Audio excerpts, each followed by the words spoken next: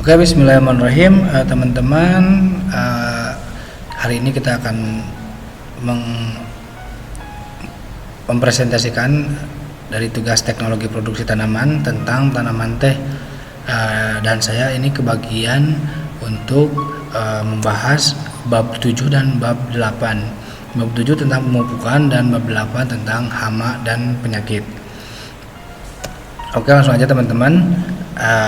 Pemupukan bertujuan untuk meningkatkan daya dukung lahan untuk perkembangan dan pertumbuhan tanaman teh.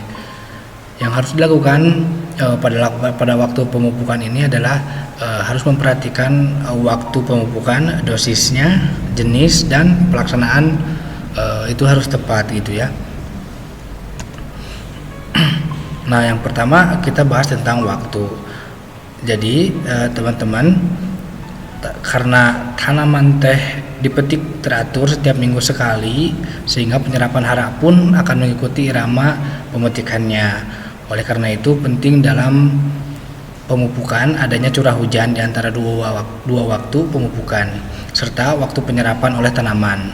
Nah, di sini teman-teman, ketika curah hujan kurang dari 60 mm per minggu, maka itu adalah si pupuknya itu belum terurai secara keseluruhan, jadi kurang bagus lah seperti itu ya. Lalu kedua adalah waktu terbaiknya itu adalah curah hujan ketika antara 60 sampai 200 mm per minggu. Itu adalah waktu terbaik dari waktu pemupukan, maksudnya dengan curah hujan yang itu ya.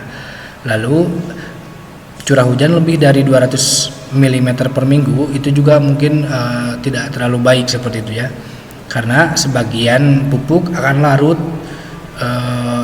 oleh atau terbawa air seperti itu. Yang selanjutnya adalah dosis. Nah, di sini Pusat Penelitian Teh dan Kina telah merekomendasikan pemupukan teh.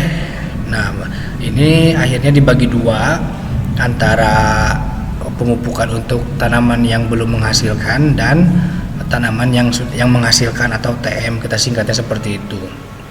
Nah, dosis ini dalam rangka pemupukan perlu mempertimbangkan dosis yang tepat agar kehilangan pupuk dapat diperkecil sehingga dapat menunjang produktivitas yang ingin dicapai, seperti itu teman-teman. Nah, di sini ada dua tabel. Ini ada tabel untuk TBM dan tabel untuk TM. Jadi di sini adalah ada pedoman umum dosis pemupukan untuk TBM atau tanaman belum menghasilkan, dan tabel pedoman umum dosis pemupukan untuk TM atau tanaman yang menghasilkan. Nah, teman-teman bisa lihat di sini sendiri ya. Nanti teman-teman bisa pelajari bahwa kita beri contoh, misalkan di TBM untuk tanaman yang belum menghasilkan, kadar bahan organik topsoil atau kadar bahan organik yang ada di tanah paling atas seperti itu ya. Ini ketika kurang dari 5% pemupukan bahan organiknya, nanti di tahun ke-1, ke-2, dan ke-3 itu sudah ada acuannya ya, seperti itu. Sudah ada anjurannya untuk misalkan ada nitrogennya berapa, kaliumnya berapa, magnesiumnya berapa gitu kan ya, fosfornya berapa, seperti itu, dan bahan yang lainnya itu sudah ada anjurannya. Begitu juga dengan tabel dosis pemupukan untuk tanaman yang menghasilkan dengan target produksi minimal 2000 kg teh kering per hektar per tahun. Ini juga sudah ada anjurannya, sudah ada pedomannya, seperti itu ya. Jadi itu sudah diberikan pedomannya. Lalu selanjutnya adalah jenis pupuk. Nah, di sini pemberian pupuk bertujuan agar terjaganya imbangan pupuk yang ada, agar setiap waktu dibutuhkan tanaman sudah tersedia. Nah, pemberian pupuk tunggal dapat menyebabkan tidak tersedia serempak akibat pemberian, sehingga pupuk diberikan dalam bentuk campuran. Lalu ada 3 macam nih pupuk campuran itu menurut PPTK. Yang pertama adalah pupuk di mana NPK berbentuk butiran yang disebut pupuk NPK majemuk. Yang kedua adalah pupuk campuran dari bahan pupuk tunggal sesuai dengan rekomendasi pupuk dengan imbangan NPK, magnesium, sulfat dan mikro. Lalu yang ketiga adalah pupuk campuran dari pupuk tunggal yang dirakit oleh perkebunan sendiri, jenis pupuk tunggal yang biasa dipakai oleh petani. Nah, itu ya untuk jenis pupuknya. Lalu yang D adalah pelaksanaan pemupukan. Nah, pemupukan di lapangan gitu ya, ini juga sudah ada anjurannya dan dapat kita mengacu ke beberapa anjuran yang sudah disediakan, yaitu pemakaian pupuk. Yang pertama, pemakaian pupuk yang tepat, kombinasi dan dosis yang sesuai dengan perkiraan produksinya, produktivitas yang ingin dicapai.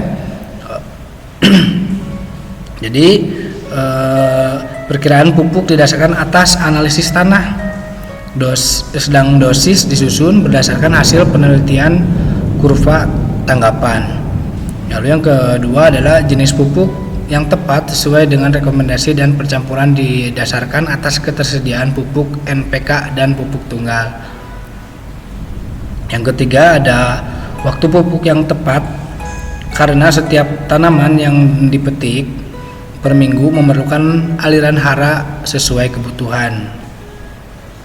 Nah, jadi nomor 3 ini seperti yang tadi ya, pelaksanaan pemupukan kan ya. Jadi waktu terbaiknya itu adalah yang tadi, ketika curah hujan 60 sampai 200 mm per minggu. Itu adalah waktu yang paling bagus. Nah, untuk pelaksanaan pemupukan seperti itu ya. Nah, yang keempat, harus tepat cara pemupukan pada daerah akar yang aktif sekitar 30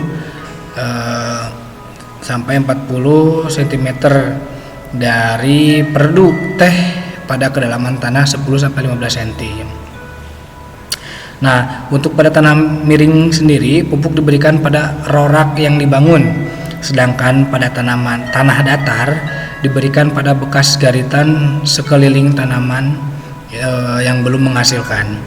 Nah, pupuk dapat juga ditaburkan pada tanah datar atau landai pada kebun yang tanaman tehnya sudah menutup. Nah, itu untuk bab 7 tentang pemupukan.